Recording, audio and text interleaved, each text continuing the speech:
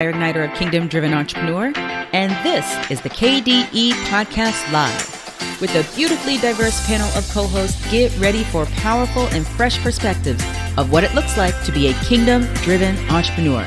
Let's go. Let's go. Let's go. Let's go. Hello, everyone. It is I, Latara Venice, one of the hosts of the KDE Podcast Live, and I am here with Joy and Alicia and Phil, and we have a good conversation today. I've been enjoying this conversation around identity in business, and I think this topic is going to be one we really need to talk about, establishing kingdom culture in business. And Joy and I were kind of having a little conversation before Phil and Alicia got in about how most businesses, whether kingdom or not, don't consider culture. They just run a business. So this is going to be a really interesting chat. But before we get started, as is the norm, I want to know how your week has gone so far since the last time we chatted in this room. So let's start with Alicia. Sorry, I didn't have my mute off. Well, I've had a great week. Yesterday, I got to do this is going to be a cryptic statement because I actually can't publicly share details, but I got to do one of the funnest things, probably top 3 coolest things I've done in my entire life. And let's just say I had a blast yesterday. Well, awesome. I'm going to be in your text or your Voxer because I want to know what you did. Thank you so much for sharing, Joy. I was thinking, Lord, what do you want me to share? And I think since we've been together, I've been doing the concept of diving in several different ways. I've been diving into my business, other people's business, and coming up with communication strategies to launch their books and their products and their services, which has been a blast. But I've also, as I was telling Latar before we got on that, I've been diving in the ocean, and it's been incredible, like diving in God's garden. So much to see that you can't take it all in because you have limited time and you have to stay focused on what's in front of you. But that's what I've been doing, is diving into communications and God's garden in the ocean. I just love it. I watch you from afar because I don't swim, and if I did, I probably never would get in that ocean. So I just love watching your adventures. So thank you for sharing that. Phil Bynes. Yeah, I've been, just playing with the baby. That's what I did this weekend. Mm-hmm. She came to me. She's like, "Daddy, park." Okay, but you know what? The cool thing is, I know that my baby, I'm talking about the youngest here, she likes to use me, right? In a good way, but she's still using me. She wants to go outside. She wants to leave the house. She's like, "Let's go outside." Okay, where are we going? Then she gets her shoes and she's like, "Let's go in the car." And then we go to the park, right? Because she asked about the park. And she was there for maybe like 10 minutes. Then she climbed up in my arms. I'm like, "What's wrong, baby? You want to go?" I was like, "Okay, let's go. You want a snack?" She's like, "Donut." She associates getting the good stuff with actually leaving the house, because that's my habit. When we leave the house, I like to pick her up something. So she's like, "Let's go. Wherever, I don't care where we're going. Let's just get out of here and get me a donut." Listen, that Grace baby, that Malia, she's something else. I was watching her with the chopsticks, and I said, "That's right. That's how I do too, Malia. Just grab, go any kind of way you can get it." That was good. Yeah, I just love hearing about her little adventures. I was in Texas this past week, and on the way back, my family, we have the strangest things happen, right? So we're on the train, and the train all of a sudden stops, like not a hard stop, but stops. Well, someone decided they wanted to trespass in between 2 of the cars, and they had to end up calling the ambulance because the person got injured. Oh. And it was just so strange to me. And we were there for almost 3 hours waiting for everything to be over and to get clean. I was 3 miles from my final destination. Wow. Oh my goodness. I was like, I'm texting AJ going, why does this kind of stuff happen to our family? So, I said a prayer, but at the same time, I was like, what would possess you to even do something like that? That was so dangerous. So that was my weekend. I mean, Texas was great, but coming home was like, really? Really? So I was glad to get home at midnight. but I got home. So that was me. And I just love hearing how we move and flow and all the adventures that we experience in life. And that's why I always ask y'all, what did you do? What did you do? So last week, really the past month, we've been digging into this identity piece. And I think it's just so important because a lot of times we try to show up in business as someone else, Mhm. right? We want to show up as someone else. We put a mask on where we don't think we can be who we authentically are when we're in business. But that's how society makes us think that, you can't be, and it's slowly but surely changing, but it's because people are beginning to understand something that we're going to talk about today: culture, the importance of culture in business and what it looks like, and there have been a lot of things that have brought that culture piece up, a lot of negative things that make people think about culture in business. But what we want to really focus on today is how to shift that negative part into positive, into what's necessary and needed because of the kingdom, into proactive, because kingdom culture is going to be proactive, Mhm. reactive, right? So Mhm. I want to have that conversation today. Now, I want to actually, though, because I thought about it and I said, some people may not even understand what we say when we say culture. Because when you think culture, you automatically think of a race or a group of people, a way people live. So when we're talking about culture, what are we talking about? Cool. Well, Alicia, do you have a definition? I have a definition here, but I want to hear which one comes up for you. So I have a definition that popped up, and actually I can't read. There are three that popped right up in the same, two nouns and one verb, and I can't do one or two without doing all three, honestly, because they all encompass what kingdom culture looks like to a certain extent. So the first one is a noun: the arts and other manifestations of human intellectual achievement regarded collectively. The second one is also a noun: the customs, arts, social institutions, and achievements of a particular nation, people, or other social group. And the third one is a verb: maintain, as in tissue, cells, bacteria, etc., in conditions suitable for growth. And I think all of those have a perspective on what kingdom culture is. Ooh. Ooh, child, look at here. I brought my A game. I see. Yeah, I have those same ones, and I'm glad you read those because, like, even that last one, that biology one, the verb, right? Maintain tissue, cell, bacteria, etc., in conditions suitable for growth. Suitable for growth, and that's really what we're talking about when we're talking about kingdom culture, right? When we are living out our identity, we can begin to impart kingdom culture into the things that we do. In this case, we're talking about business, right? And so we have to live out of a certain environment that's suitable for growth, right? Mhm. And sometimes we don't do that because if we don't know our identity, we're in the wrong place. We're living out something that's suitable for growth in a different atmosphere that's not necessarily the one that God has called us to be in, right? So what do you guys think about that?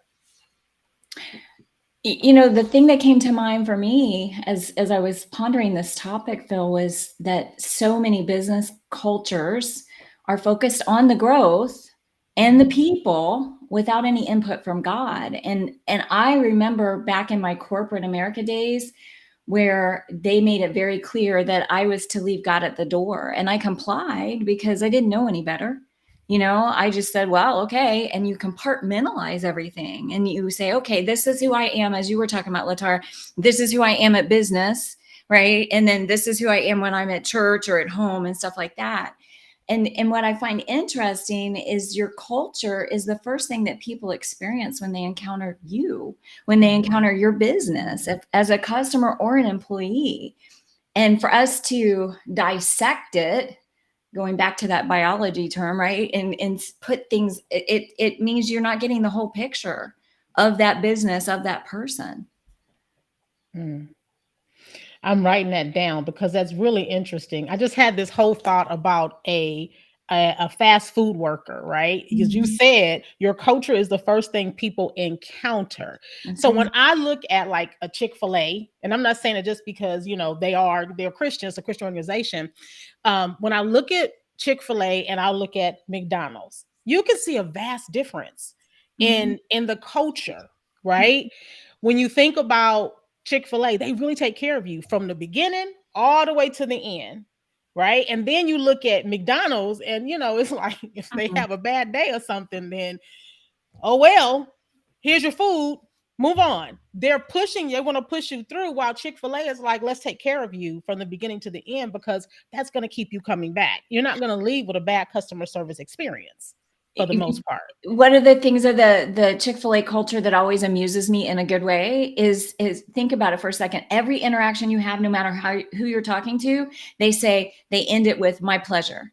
My Yes. pleasure, right? Mhm, That's part of their mhm. culture. Mhm. So And you don't get a sense that they are faking it, but it truly mhm. is ingrained in. And there have been times when I've heard of people having a bad customer service experience, but management corrects it right away. Whereas Mhm. with McDonald's, it might be a little bit different because the management might be mad for the day. So just get your food and move on. So, and that's a sad thing to say because I'm all about customer service, but it's the truth, right? Mhm. And so I just had that thought of Chick-fil-A versus a McDonald's. And if you work for McDonald's, I'm sorry, I just, it might not be you. Yeah. Yeah, that's so true because there is this institutional culture, right? Mm-hmm. So it looks like Chick-fil-A as a whole, they don't leave it to chance that the people or their employees are going to have the culture. They make Mhm. sure to impart that culture, right? But Mhm. if you go into another company where they're not imparting necessarily your culture, they're telling the people what to do, how to do it, and like this is the thing you need to stick to. Then they're at the mercy of the culture of the person that is highest ranking either on Mm-hmm. that day or or in that specific portion of the organism or organization of that McDonald's. Like I've Mm-hmm. been in McDonald's where I'm like, oh, they have a good manager here because I can tell that the employees handle themselves a certain way because it's demanded and it's expected.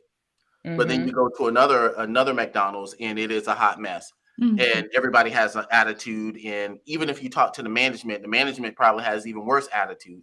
And so then we begin to see that, oh, that's trickling down from somewhere. It's not just the people. It is not just because they had a bad day. Right.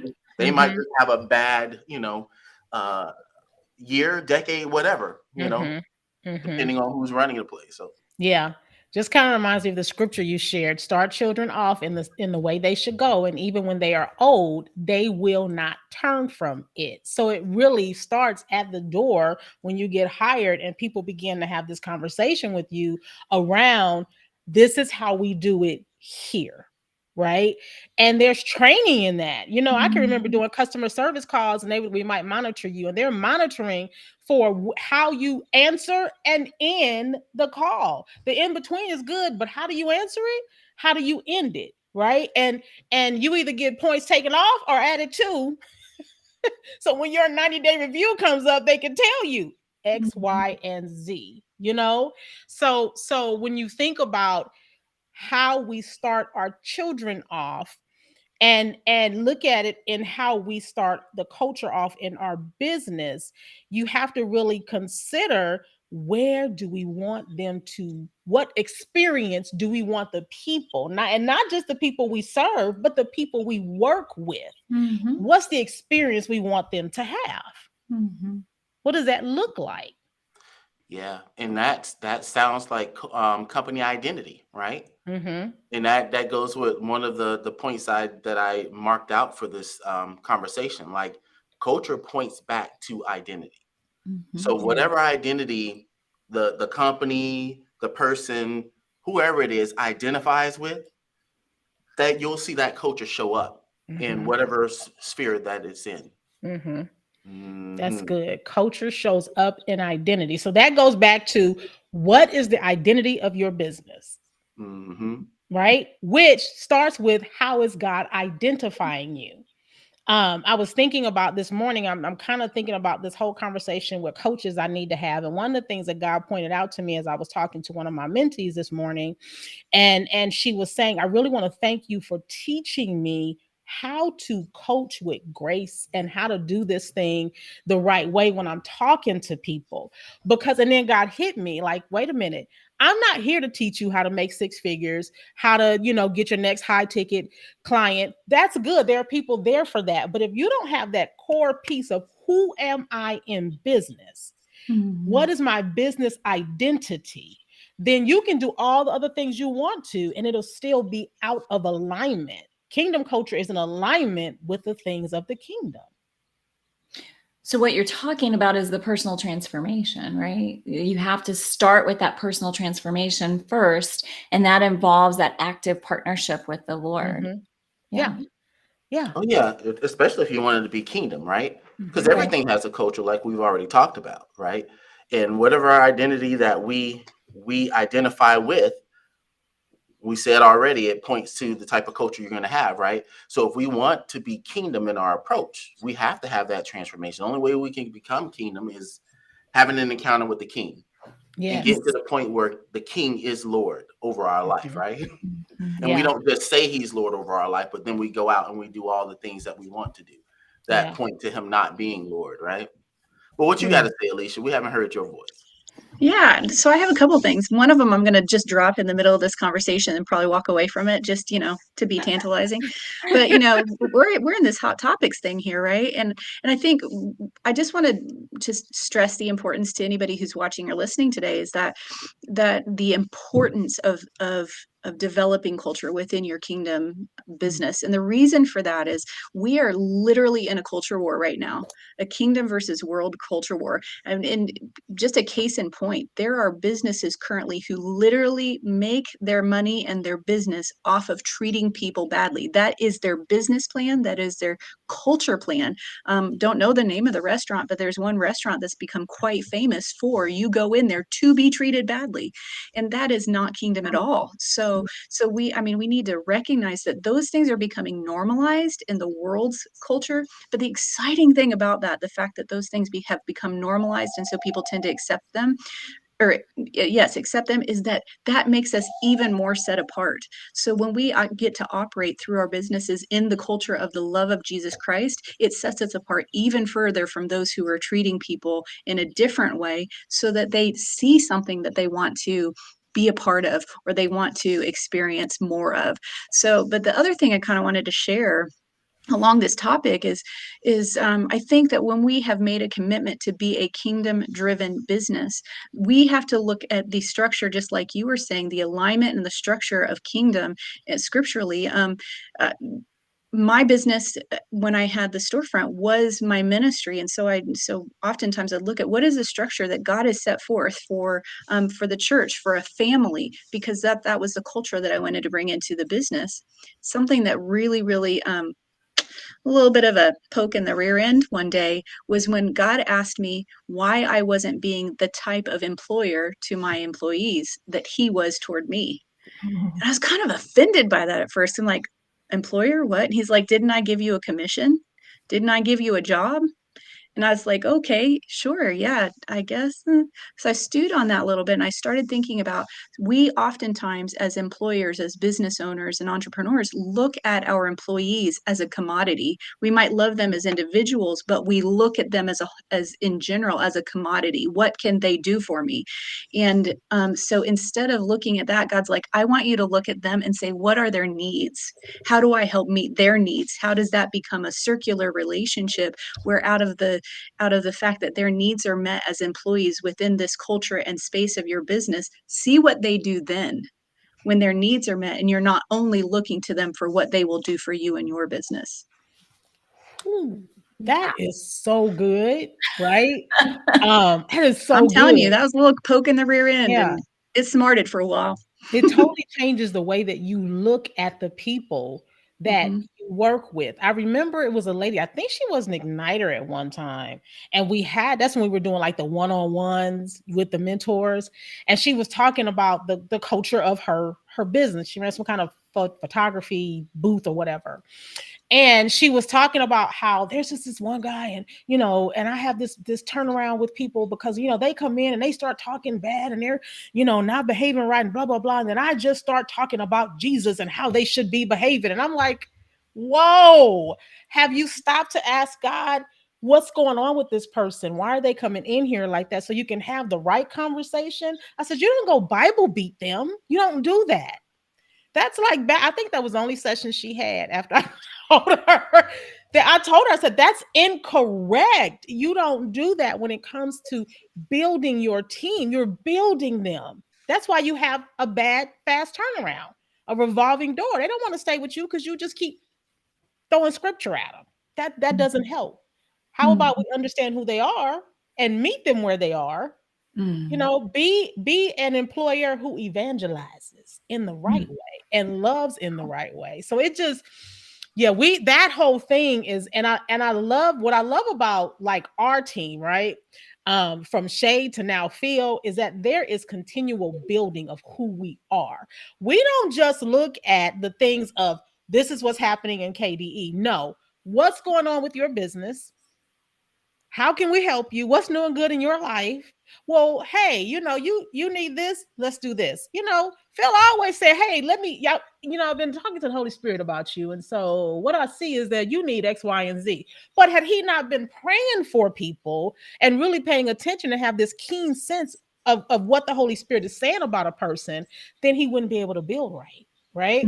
So it builds us up, not just, and then we're better for KDE. We show up differently. We're not disgruntled people. And one of the things that one of my team members says is, I love how I'm not used to this type of culture. I'm used to working in a culture that's very toxic. So it's taken me a while to get used to the fact that I have this freedom in my role and I don't have somebody, henpecking or micromanaging me. So it's important that we have that love and that grace when we're building up and really hear God's heart on how can I be better for this person? What can I do to help them? They seem a little disgruntled today. What conversation should I be having with them today? So that's important, I'm trying to give some space. I think Joy might have something to add because I got something to say, but I No, hope. go for it, Phil. Go on. Oh, okay. Well, what comes to mind for me is this whole piece about, like, when you think about the culture, what you're trying to create. First of all, okay, first you need to look at yourself. You got to find out what your identity is. But then you have to be serious about the identity of the culture of the business that you're trying to build, right? Because when you start to implement a culture into your business, I don't care how great that culture is. If you're not living that culture, it's not going to remain, right? I have a note here. Culture cannot be faked for long. The culture you live out will be the culture you impart, right? I remember when God said something to me about my household, right? I was talking to him about, I'm just trying to take care of my family and this, that, and the other. And then I would complain to him about, things that in the early phases when the wife needed to do stuff for business and I would never give her any pushback. I just, okay, yeah, do whatever you want, right? And things weren't necessarily working out in the household. And I was going back behind her back, complaining to God about stuff. And he said to me, he was like, whatever happens in your household falls on you, right? Because I've called you the head. You're supposed to create the culture. And then he went on to tell me, like, yeah, I understand what you're doing by allowing your wife to, I say allow, I don't mean it like that, but like she actually will consult with me and stuff like that and ask me what I think. But, you're the one that didn't share with her your real opinions, your real feelings, right? And so when she goes forward with those things that she begins to try to implement, she's not looking at it from the standpoint of she's the head of household. She's already consulted with you. So whatever happens in your household is on you. And it's the same thing with the cultures of our business and stuff like that. We have to actually sit down and think about, what is it that we're trying to create here? And what does it look like? How do I impart that? That was like when I came into this role as a kingdom-driven entrepreneur, CEO, and God told me that I'm supposed to be the father of the movement. I had to ask the questions. Well, what does a father look like, right? Mhm. Because if Mhm. that's what he's calling me to do, and that's the identity I'm supposed to live out of, I need to get understanding on what does that look like in this setting. What is it that is inside of me that I'm supposed to impart? I think a lot of times we don't think like that. We just we try to teach people, and that teaching is not training. So you try to teach them what they're supposed to do. Oh, this is why this is not happening, blah, blah, blah. But then they're looking at you and you're not imparting that very thing that you're trying to teach them, right? You have to put your hands in there with them, right? And show them, oh no, baby. Yeah, that was good. Good try. Yeah, I know you're trying to do this thing that I told you, but actually this is how it looks, and model it. But too often we don't model things. We try to tell, our kids what to do, and we Mhm. try to tell our employees what to do too, instead of Mhm. training them. That's good. You said teaching is not training, and that is so important to understand because sometimes when we teach, I always tell people when I teach, I love that interactive field because for me, that's a training field for me. And so when I teach, I want everybody to be imparted or have a part in the conversation because that also trains them and it also reinforces what is being taught. And so the best way to reinforce what you're teaching is to train and to train by example. So I love that you share that, Phil, because that's one of the things, and one of the things that I appreciate, about Phil as a CEO too, and we need to really understand this is that really a part of culture is truly an authentic thing. You have to be authentic in how you show up. You can't try to be authentic and then present a fake culture and you fake. It just Mhm. is what it is, right? So I appreciate that. And in that flow, it gives me the freedom to just be, who I am. So that when they, give me these projects and they just go, okay, go with it. Right? They're not telling me how to do it. They're not moving. They're like, okay, because if you build the right culture, then you know that you're gonna have the right people in place and you can trust the people. It doesn't mean there won't be any check-ins or evaluations around it or whatever. It just simply means this culture is built in such a way that your God-given gifts, talents, and skills will show up and we trust you to move in those things, right? That culture piece is just y'all. And if you have a business and you haven't developed culture, trust me, you have a culture. Sit down and figure out what it looks like because it's probably out of alignment with the kingdom.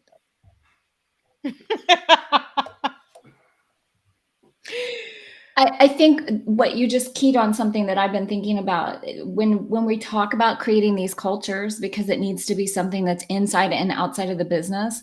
One of the clearest ways that I've learned to do that is to put it in writing, right? To actually create and write out a set of values as to what your business believes Mhm. and how you will show up so you can have like a guide to be able to live towards, to be able to emulate, be able to practice, but then take it a step further and make sure that it's very visible, like your Chick-fil-A example, very Mhm. visible to the customers that interact with your business as well, right? Yeah, that's good. That's good. And when you build the right culture and you begin to put like your business elevates and you're putting new things and new processes and programs and all this stuff inside, the people will naturally flow. Your team will naturally flow with you. The environment will just naturally move in what the culture is, right? So we're launching a coaching division with Color Your Soul. And so when I told the first 4 coaches, I said, hey, let's have a conversation. I want you guys to know what this looks like. And the meeting was like 30 minutes long. And I said, don't nobody have no questions? Y'all don't have nothing to ask? What? They said, well, no, because we know how you flow. We understand the culture of Color Your Soul. So there's nothing to ask. I was like, whoa. And that said a lot to me as a person who has their own business about my culture, the culture of God inside of how we're doing things. I mean, they had no questions, none. And it just blew my mind. Yeah, that's so good. To piggyback on what Joy said, as far as writing it down, it's like write the vision, make it plain, right? I think another really good thing to practice to make sure that the culture is being imparted properly is to give those people that work for you space to tell you if they feel like you're not lining up with the culture that you stated you want to see. right? Mhm. Because if you do that, you can catch people when they're like misunderstanding stuff, right? Mhm. They might register what you're doing in the wrong way, right? But if they have the freedom to say something to you about something and you say, "Oh, really? That's what you think?" Well, not like that because that might sound kind of weird. But oh, that's how you register. Oh, I'm sorry that you registered this way, but this is what I was attempting to do when I did this, and this is how I'm trying to model this, and then they're like, "Oh, okay, I see, I get it," right? Because I have here, like, if there's a discrepancy between the culture we speak of and the culture that exists, then leadership may be teaching culture, but it is not authentically being modeled by that leadership. Because it's like, how the, mamas and well, daddies used to say it too. Do as I say, not as I do, right? That don't work with children, and it doesn't work with employees neither. They will do what they know they can get away with, or do what they've seen modeled, or do what they get rewarded for. That's Mhm. usually what happens with culture. Culture becomes, you can tell what culture is what culture is residing by the way people are showing up on a regular basis. So if we've done a good job of writing out the culture, we made it plain and we put it before people, but we still see people showing up and they're not looking like the culture that we said, then chances are there's a discrepancy in leadership somewhere, or a discrepancy in how we're modeling or training. We're not actually training, we're teaching, we're not training. So let me ask you this real quick. So I'm sorry, go on, Alicia, and then I ask the question. Oh, no, I'm excited for your question, but I will say I just was going to agree with Phil that, and I think that goes to what Joy was saying as well, is if it's either not being authentically modeled or if it's not being authentically taught. And Joy mentioned, writing it down. I think when you don't identify your culture, then what you do is you leave the atmosphere of your business to the whims of your moods rather than an established culture. So if I walk into my business and I'm having a bad day, that is reflected within the entire business if I don't have an established culture. If you have your established culture and it's been taught and it's been modeled, then even whether it be from employee to employer or the other way around, you're able to say, hey, that's not how we operate here. See, we have this set and defined. How do we shift today? And I just think that that's really important because it helps you to maintain the atmosphere when your culture is well defined within your business. Mhm.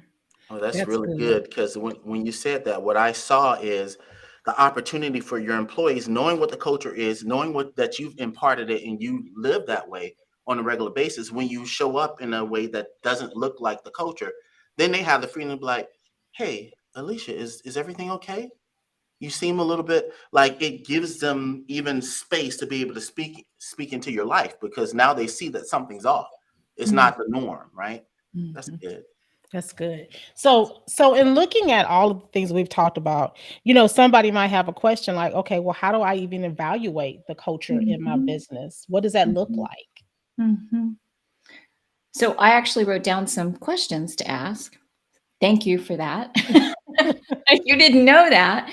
But the questions that I would coach someone to ask is first to ask what are your business values? And does your business follow biblical principles? Because I think in the conversation we've had thus far, we're talking about people that are hopefully actively walking with the Lord and partnering him with business. But there may be people that are on the outside looking in, wanting to take it a step further because they haven't lived that way before, right? They didn't know how to get there. I think the other one would be is what is your company culture? In other words, does it foster the fruits of the spirit? Does it foster harmony, love, honesty, hard work, joy, peace, love, self-control? Things that if you think about it, those fruits of the spirit are kind of foreign objects in today's society, right? So is your business fostering that? And then this one I wrote down, I think is powerful from where I said is when somebody looks at your business, can they tell that something's different? Or would Mhm. they be shocked to hear that you're a believer in business? Wow. These are good. I'm typing them out for people. Y'all better write them down. These are good. This is a good way to really evaluate how, you know, culture in your business, and go back often, especially that piece about the fruit of the spirit. Because when we think of the fruit of the spirit, we think about our own character. I always tell people it's a character development tool. Look at it. It's a character development. But your business has a character too. And so you want to make sure that the fruit of the spirit is evident. Again, not just to those you serve, but to those who work along with you, those you're in collaboration with for your business. So these are good. These are so good. These are so good. Phil or Alicia? I'll jump in. I think another thing about establishing your culture is recognizing what is the specific treasure to you as the leader of your business that God has placed in your heart that you want to see passed on. When we look at culture from the standpoint of certain communities or familial culture, we look into our past and say, okay, what is it that is a treasure from my family that I want to see continue and be passed on? And we cultivate those things. So in my case, there was our culture within the Laughing Place Bakery was this feeling of being welcome and of home, and we worked so hard at not just for fostering an atmosphere of that, but cultivating a culture of welcome and home. So I think that's really important, is just recognizing what is the treasure that God has given you uniquely to steward. That's a big key to what your culture should look like within your business. Yeah, that's good. The thing that I would add here is value those that display the impartation, right? So if you have a culture that you're trying to impart into your company, your corporation, your staff, when you see that start to show up in that company, that culture, that staff, you need to highlight it, right? You need to show that you value it, right? Because once those that have not operated in it, or maybe they don't even have an understanding of what that culture really is yet, when they see that someone is being valued for doing it, then that makes them want to do it, right? I can think of it of examples like a job that I worked in, right? You know, we were told that they value all of their customers, right? But it was proven that they valued new customers more than they valued the existing customers. And so what showed up in that culture is the people that were responsible for dealing with the customers facing, they were always going after new customers because they actually got rewarded for bringing in new customers. And sometimes it showed up or it manifested that existing customers were not discriminated against, but they just weren't handled with the tender loving care that they should be handled with, right? And so that's part of that value thing. If you say this is what we believe, but then there's no proof that you value it, you know, because when people are showing up with it, they've received that impartation, then no one else is going to want to take on that impartation. They're going to do what's best for me. Yeah. Yeah.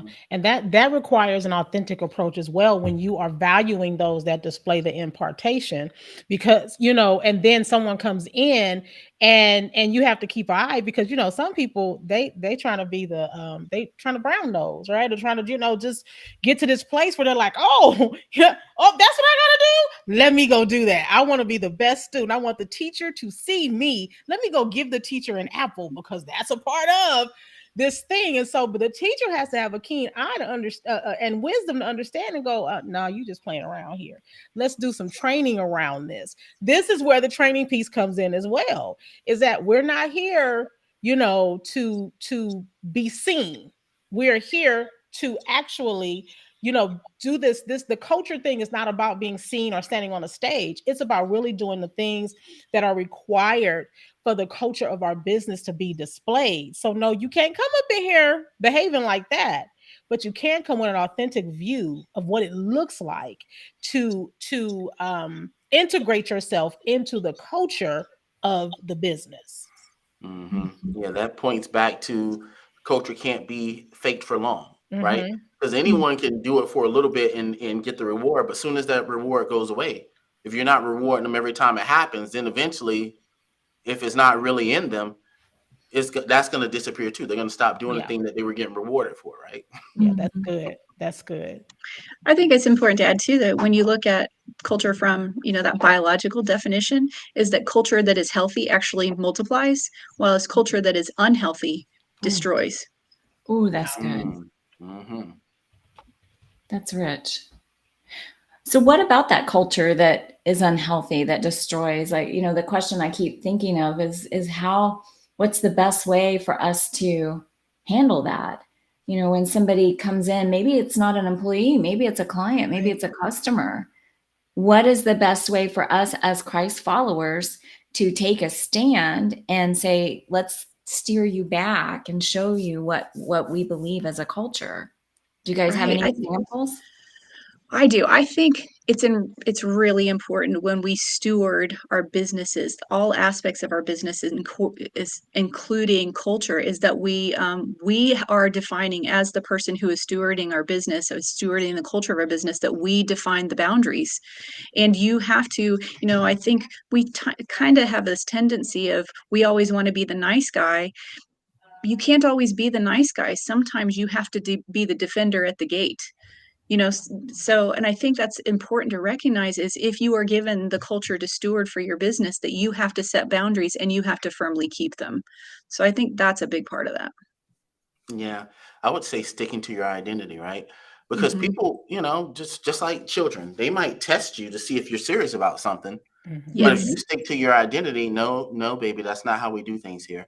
And you just share it with them. You don't have to be rude. You don't have to be like, oh, you do that again, I'm kicking you out. It's just like, oh no, that's Right. actually not how we do, business or whatever, right? Because what I've discovered, even in my massage practice, when I set very firm guidelines of how I operate, I might, allow someone to do something once or twice, but then I'll actually let them know, well, I'm doing this, but I don't usually do it this way. And if you ask me again, I probably won't do it this way again. Right. And then Right. if someone keeps pushing that boundary, I'd be like, oh, no, that's not how I do it or whatever. And what I find is people will become uncomfortable asking stuff that Yes. they know doesn't fit your identity, because you become Mhm. really strong about, not even rude, but it's really strong. They start to feel some kind of way. It's like, oh, I keep asking him to do stuff that he doesn't do. You know what? Let me not do that.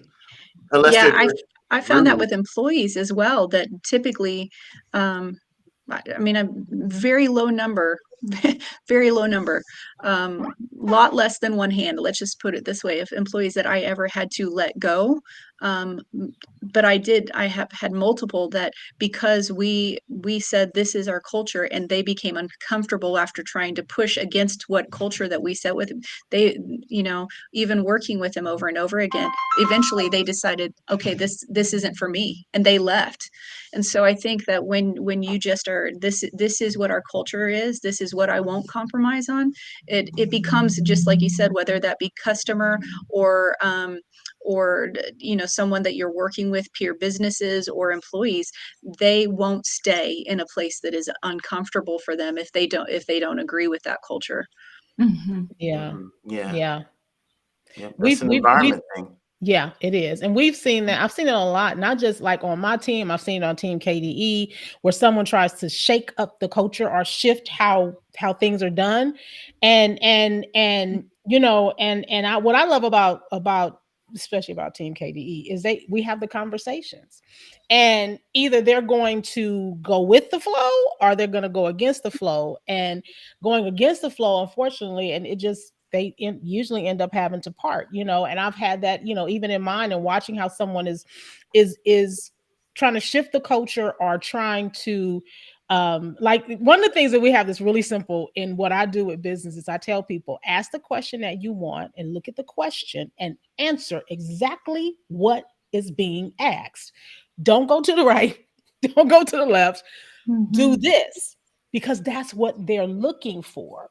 Mm-hmm. And so we do this. I have a collaborative we do on Tuesday nights, and sometimes if I'm traveling, I'll have one of my other coaches to actually conduct the class. And this one particular night, someone had asked for prayer.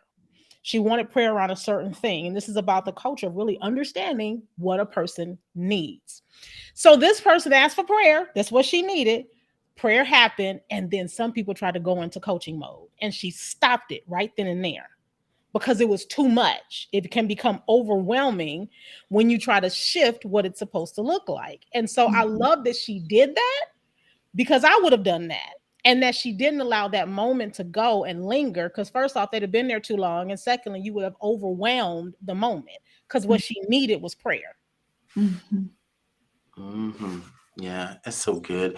Thinking about, once again, someone showing up in your culture that you've already created. And I said it's an environment thing, it's an atmosphere thing. Immediately, what came to my mind was, if a fish leaves the atmosphere of the water and comes into the atmosphere that, of breathing air, they become uncomfortable. They're going to flop around, and eventually they're going to try to get back to that water. Right. I think it's the same thing in our culture. If someone shows up in our culture that's not meant for that culture, and they're not willing to work to become meant for that culture, it's going to be like they're not going to be able to breathe right. They're going to feel something. It's not going to be right for them, and they're going to run. It doesn't mean that it will never be right for them, but in this season, is no longer a good fit, and they're going to run. But that really is, like the Lord said to me, you're responsible for the atmosphere. You're responsible for your household. And so as leaders of a company, or even if we've been given delegated management over the company, a department or whatever, you have to think about, okay, so what is the identity that we're supposed to be operating in this role, right? Sometimes it's part of your personal identity, but it's also a part of the company identity. How does my personal identity fit into the company's identity? That will determine how I need to show up in this space to make sure that I'm training the people that are in my space the appropriate way to have the proper atmosphere, right? That's good. That's good. You got some, Alicia? I'm looking at you grin. I think about this thing of culture, and I'm gonna try to be real careful about how I share this testimony. Is that I multiple times in our storefront, we worked with customers and even employees who were hungry for something that looked different than the culture that they lived in. And they couldn't even have explained why that was, that they were looking for something different. But when you steward well what God has placed on your heart as a culture for your business, it's amazing what happens that was without even your full acknowledgement and thought process about people understanding who they are. And Phil talked earlier about that aspect of identity being important in culture. And God would regularly tell me to tell them who they are. And he was asking me to tell him who he says they are. And I think that when we are secure in our God-given and God-developed culture in our business, we have freedom to be able to minister as he would minister without fear. And so oftentimes when I would say to the people he would, for me, I would only do that when he invited me to, which I'm assuming meant that he had fertile ground there. But when you tell someone who he says they are and their heart is prepared for it, things change. And so there's that partnership aspect in your culture and identity within your business, where when we free ourselves up to partner with him, and when people are encounter the culture there, that's when the change happens. It's a catalyst. And so I don't know, this is an exciting topic for me. So important. They're all exciting for me. Okay, Jesus is my favorite. I'm sorry, can't help myself. Oh gosh, this is good. Phil, what you got? You got anything? I think I released most of what I got. Yeah. Let me see. Is there something that I'm missing here? Okay, this is what I'll do. Let me speak to the children of the movement, right? Because most people that are tuning in, they're probably, they've been associated with Kingdom Driven Entrepreneur for a long time now, and they feel like they're family, right? And so as a father of this movement, let me impart something to you. If you are called to be a mother or a father or a founder of a movement or a business, I want you to begin to look at everything that you do in that business from the standpoint of, okay, this is the identity that God has given me to operate in this business. And this is what I want to impart. Just figure out what it is that God is telling you your identity is and what it looks like to impart that.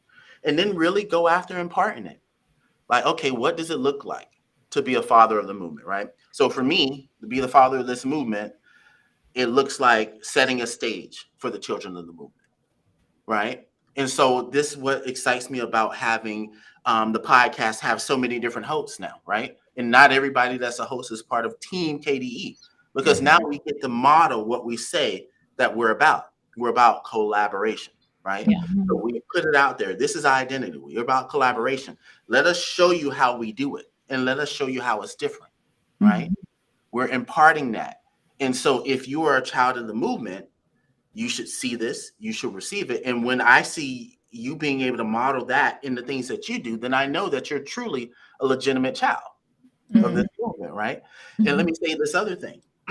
Shay was a mother of the movement. Antonina was a mother of the movement. I have the same spirit as Shay Bynes, or I don't think God would have called me into this position.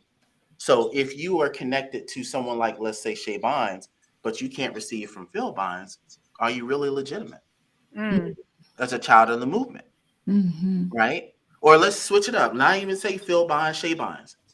Latara, she's been on the team forever. Alicia's been on the team forever. If they're saying something and we trust them with this baby, they're aunties of this movement. If you can't receive from auntie, then are you really legitimate, right? Or is it that you're immature, right?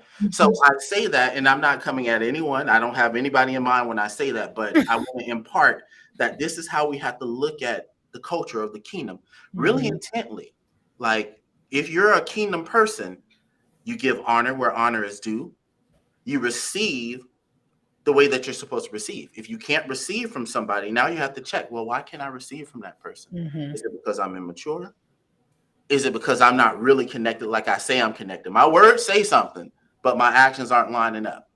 And so I'm sorry I got a little rough right here, but I'm going to pull this father card out. And I'm telling you, as a child of the movement, if you're a child of this movement, this is what we expect to see out of you. The daddy has spoken. Well, thank you, Father. I appreciate that. That is so good. That is really good. As you were talking, and as all of you were talking, back to identity. And so I think it's important to understand a few things. Is that number one, you have to understand your identity.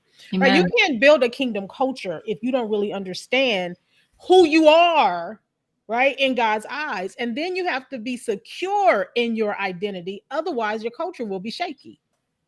Right? And then that last part is you have to implement and impart your identity. That's how you build out this kingdom. The kingdom culture is not going to be a box that everybody has to pick up. It's going to be different for different businesses, but it will still point back to God. That's the goal, is to point back to God, and God gets the glory, and the people are edified as we move in this. But that identity piece, we've been talking about this. We probably gonna still talk about it. You know why? Because far too many are out of alignment with who you are in business. You're pasting on or copying and pasting something else on because you're not secure, you're not sure, right? And you're not implementing what God is showing you. So you cannot properly impart that to the people. So that's what came to me as you guys were talking. I just felt like that had to come out.